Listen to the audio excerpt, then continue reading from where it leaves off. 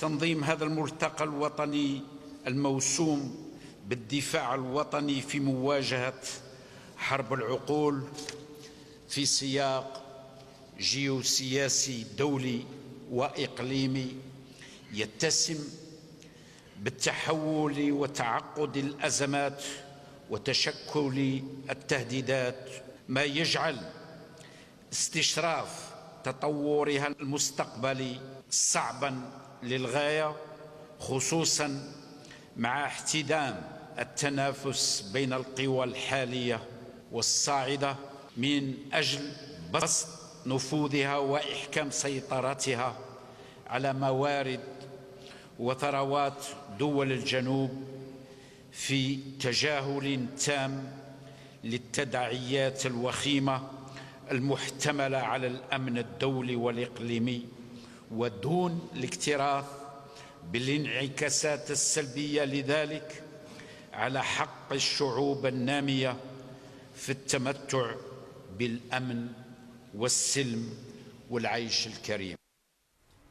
Quel est le rapport entre le recrutement de combattants par l'État islamique, la guerre en Ukraine et les élections américaines? C'est la guerre cognitive. Accrochez-vous, nous allons nous plonger dans les mécanismes complexes qui opèrent dans notre cerveau et créent un danger pour la paix et les démocraties. La guerre cognitive, c'est un concept qui englobe différentes tactiques visant à influencer les opinions, les croyances et les comportements des gens. En juillet 2023, le sommet de l'OTAN à Vilnius a fait de ce risque une priorité. Ce sont des campagnes de déstabilisation dont nous en sommes les cibles et les victimes, mais également les acteurs involontaires. Et ce serait une erreur de croire qu'on puisse y échapper, car l'un des leviers de cette guerre asymétrique repose justement sur la croyance des individus, donc nous, que nous sommes rationnels, alors que nous sommes tous hautement émotionnels et irrationnels. Mais comment ça fonctionne vraiment? La guerre cognitive est une tentative de prise de contrôle de notre cerveau en manipulant nos pensées. Plusieurs stratégies basées sur les neurosciences sont ainsi utilisées. Tout d'abord, la désinformation et la manipulation. La guerre cognitive utilise souvent des informations fausses ou déformées pour nous faire croire quelque chose qui n'est pas vrai. Des manipulations visuelles habiles peuvent altérer la signification d'un événement ou créer des scénarios fictifs, induisant ainsi une erreur de compréhension. Par exemple, lors de la guerre en Syrie, des images manipulées, des vidéos tronquées et des récits biaisés ont été utilisés pour déformer la réalité du conflit avec des conséquences dévastatrices pour la population civile. Une deuxième stratégie est l'exploitation des émotions. Les informations chargées émotionnellement ont plus de chances d'être mémorisées. La guerre cognitive utilise des tactiques pour susciter des réponses émotionnelles fortes, que ce soit la peur, la colère ou l'enthousiasme.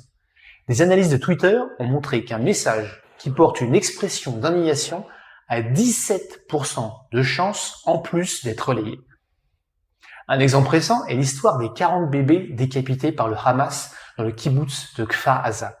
L'information brandie par des officiels israéliens le 7 octobre 2023 a été trop vite relayée par des médias basés en Israël avant de se diffuser partout sur les réseaux sociaux et dans d'autres médias du monde. Le monde alors a été pris d'une vague d'indignation, mais vite démenti par la suite.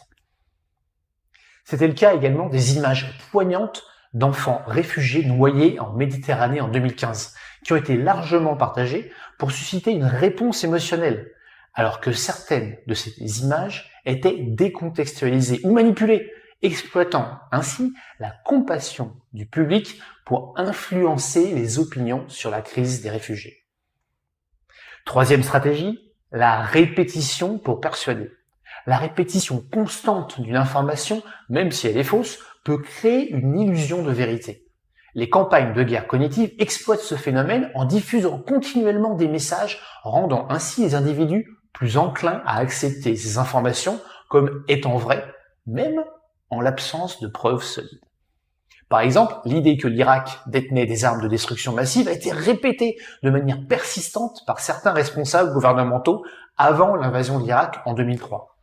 Et malgré l'absence de preuves, la répétition constante a persuadé une partie du public de la nécessité de l'intervention militaire.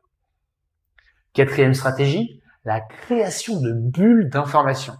Les algorithmes des réseaux sociaux contribuent à la formation de bulles d'information, où les individus sont exposés principalement à des contenus qui correspondent à leurs opinions existantes. Cela crée des environnements cognitifs isolés où les informations biaisées sont renforcées et où on est moins exposé à des perspectives diverses. C'est ce que les Russes ont utilisé pour influencer les élections américaines de 2016 notamment. Des milliers de faux comptes sur les réseaux sociaux ont été créés pour diffuser de fausses informations. Face à cette guerre larvée, chacun peut agir à son niveau. Tout d'abord, en étant conscient du phénomène et de vos réactions émotionnelles face à l'information, vous pouvez prendre du recul pour évaluer comment les émotions peuvent influencer votre compréhension et vos réactions. En développant sa pensée critique, en remettant en question l'information et en vérifiant les sources, apprenez à distinguer également les faits, les opinions et les interprétations. Avant de partager une information, assurez-vous qu'elle est vérifiée et provenant de sources fiables et évitez ainsi de contribuer à la propagation de la désinformation. Diversifiez vos sources d'informations provenant de différentes perspectives politiques et géographiques. Évitez de vous limiter à une seule source pour obtenir une compréhension plus équilibrée des événements. En conclusion, la guerre cognitive n'est pas simplement une bataille d'idées, c'est une lutte pour la réalité elle-même. Les conséquences potentielles de cette guerre silencieuse sont bien plus sinistres que ce que l'on pourrait imaginer. Imaginez un monde où la vérité est devenue une illusion, où les opinions sont devenues des armes et où la confiance envers les institutions est une relique du passé.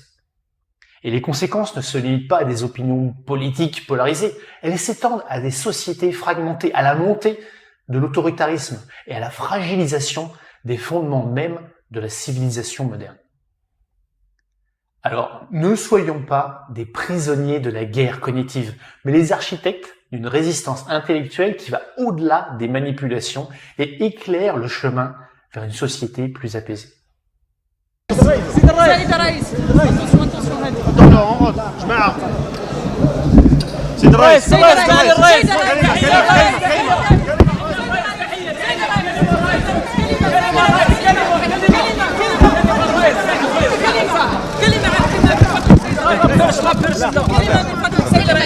تحيا الجزائر.